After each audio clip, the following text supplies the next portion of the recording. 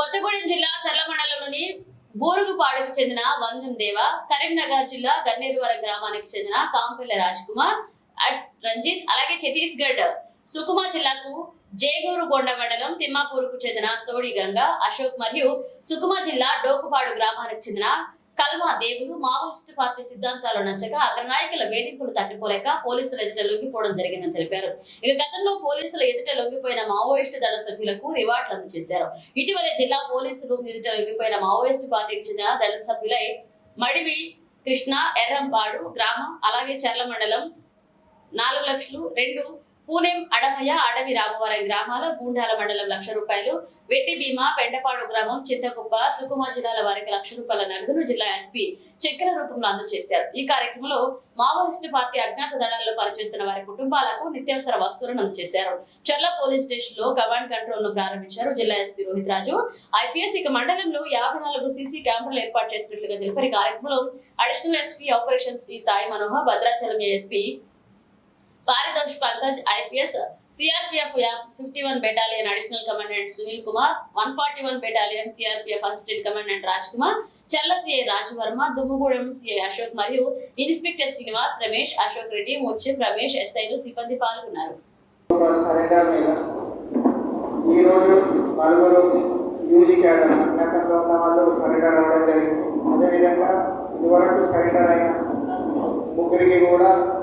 ఈరోజు రియాలిటేషన్ కింద వాళ్ళకు చెక్కులు పంపిణీ చేయడం జరిగింది. సో ఇంతవరకు అధికారులందరూ కూడా మాట్లాడినట్టు మనం ఒక్కసారి ఆలోచించాలి.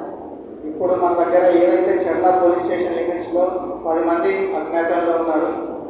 దాంట్లో నేను 100% షూర్ ఈ 10 మంది కూడా చిన్న చిన్న కారణాల వల్లనే గతంలో జరిగింది. ఎవరికి కూడా ఒక సిద్ధాంతం దాని గురించి కాకుండా చిన్న చిన్న ఇష్యూస్, ఎట్టు పంచాయతీలో భార్య భర్తల పడడం, లేకపోతే పటేల్ తోటి గొడవలలో, ఈ చిన్న చిన్న కారణాల వల్లనే ధనంలో చేరుతుంది. సో మీరు కూడా ఒక్కసారి ఆలోచించండి. ఇప్పుడు ధనంలోకి చేరిన ఈ 10 మంది వాళ్ళు అక్కడ సుఖంగా ఉంటారు. అడవులలో తింటారో తింటలేరు, వాడు ఎండకి ఎండుతాడు, వాన గడుస్తాడు, రాత్రి పడుకోవాలన్నా కూడా భయంగా పడుకోవాలి. ఇవన్నీ కూడా అవసరమా? సరే, వాళ్ళు ఒక సిద్ధాంతంతో పోయిన అనుకున్నాం. ఈ 10 మంది కూడా ఒక సిద్ధాంతంతో పోయిన అనుకుంటే నిజంగా ఈ నక్సలిజంలో సిద్ధాంతం అనేది ఇంకా బతుకుందా అనేది ఒకసారి ఆలోచించాం. ఇప్పుడు రీసెంట్ మనకు 1-2 నెలలకి కూడా అయిన ఎన్కౌంటర్లలో ఎంతమంది పెద్ద క్యాడర్ చనిపోతారు? చిన్న స్థాయి ఎవరైతే పనిచేస్తారో వాళ్ళే చనిపోతారు. ఎందుకు మరి? వాళ్ళ ప్రాణాలను కాపాడడానికి వీళ్ళు ఎందుకు బలి పశువులు అవ్వాలి? ఒకసారి మీరందరూ ఇది ఆలోచించాలి. ఈ కార్యక్రమానికి విచ్చేసిన అధికారులు కొత్తగూడెం నోయిస్జీ గారు, భద్రాచలం ఏఎస్పీ గారు, అదేవిధంగా సిఆర్పీఎఫ్ అధికారులు, జిల్లాకు చెందిన ఇన్స్పెక్టర్లు, ఎస్ఐ అందరికీ, అదేవిధంగా ప్రింట్ అండ్ ఎలక్ట్రానిక్ మీడియా మిత్రులకి, వివిధ గ్రామాల నుండి విచ్చేసిన గ్రామస్తులు అందరికీ కూడా హృదయపూర్వక నమస్కారాలు. ఈ కార్యక్రమాన్ని ఇంత ఘనంగా ఆర్గనైజ్ చేసిన ఏఎస్పీ భద్రాచలం, అదేవిధంగా చర్ల ఎంటైర్ పోలీస్ టీం కూడా ముందుగా నా కృతజ్ఞతలు.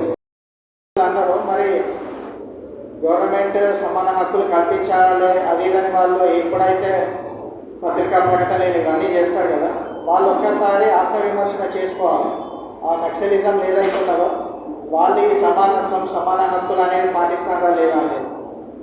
ఇప్పుడు ఎవరైతే లేడీస్ వెళ్తారో, మహిళలు నక్సలిజం ఆ దళంలో చేరిన వాళ్ళకు కూడా వాళ్ళకి ఎక్కడ సమాన హక్కులు ఉన్నాయి? వాళ్ళు మూటలు మోయాలి, అన్నీ వెట్టి చాకరీ చేయాలి, వంటోళ్ళు, ఇవన్నీ తుపాకీ పట్టుకోవాలన్నా కూడా పట్టుకునే స్థాయి కాదంటారు వాళ్ళు. మహిళల పైన అరాచకాలు ఇవన్నీ కూడా కొనసాగుతుంది. సో మీరు ఈ 10 మంది ఫ్యామిలీస్ ఎవరైతే ఉన్నారో మీరు ఒక్కసారి ఆలోచించి, ఇప్పుడు ఛత్తీస్గఢ్లో కూడా మన తెలంగాణ రాష్ట్రంలో జరిగిన డెవలప్మెంట్ వేరే ఎక్కడ కూడా లేదు. మీరు ఈ పూసుకుప్ప నుంచి రాంపురం చూడండి, అదేవిధంగా కొర్నపల్లి, నిమ్మలగూడ ఇవన్నీ కూడా ఒక్కసారి చూస్తే 1-2 కిలోమీటర్లు తేడానే మీకు ఎంత తేడా కనపడుతుంది డెవలప్మెంట్ అనేది. ఆ ఊర్లలో విద్యుత్ అనేది లేదు, కరెంటు ప్రాపర్గా రాదు, సెల్ నెట్వర్క్ లేదు, రోడ్డు లేదు. వర్షం పడ్డదంటే ఎటు ఎటోళ్ళు అటే ఉండాలి, వాగులు వంకలు దాటాలి. ఇవన్నీ కూడా గవర్నమెంట్ మీకోసం ఇంత డెవలప్మెంట్ చేస్తా అంటే మీరు కూడా ఒక్కసారి ఆలోచించి దాంట్లో ఉండడం వల్ల ప్రయోజనం ఏంటిది అనేది ఆలోచించాలి. ఈ 10 మంది ఫ్యామిలీస్ ఎవరైతే ఉన్నారో నాకు తెలుసు చాలామంది అప్పుడప్పుడు పోయి కలిసి వస్తారు, చిన్నగా సాధక బాధకాలు ఉంటే చెప్పుకొని వస్తారు. సో నా రిక్వెస్ట్ ఏంటంటే ఈ 10 మంది ఫ్యామిలీస్ కూడా ఈసారి ఇప్పుడు అక్కడ సిచ్యువేషన్ కూడా బాగాలేదు కాబట్టి అనవసరంగా మీ పిల్లలు పరిపక్షులు కావచ్చు. వాళ్ళకి చెప్పండి, కొత్తగూడెం పోలీస్ ఎప్పుడు కూడా మీకు ముందుంటుంది. జిల్లా ఇన్స్పెక్టర్ రాజవర్మ కూడా చెప్పినట్టు మనకు ఎల్డబ్ల్యూ నక్సల్ ప్రభావిత ప్రాంతాల్లో భద్రాద్రి కొత్తగూడెంలో ముందంజలో ఉన్నది. సో దానికి అనుగుణంగా వివిధ డెవలప్మెంట్ యాక్టివిటీస్ కూడా ఇక్కడ ఉన్నాయి. మీరు చూడండి, పూసుకుప్ప వరకు రోడ్డు ఉన్నది. వేరే జిల్లాలల్లో మంచి మంచి జిల్లాలలో కూడా ఇంకా రోడ్ కనెక్టివిటీ లేదు. బ్రిడ్జిలు పడతాయి, సెల్ ఫోన్ నెట్వర్క్ టవర్స్ పడతాయి, విద్యుత్ స్తంభాలు వచ్చినాయి. ఎక్కడైతే నీళ్ళ ప్రాబ్లం ఉన్నదో పోలీస్ తరఫున అక్కడ బోర్లు కూడా ఇప్పిస్తాను.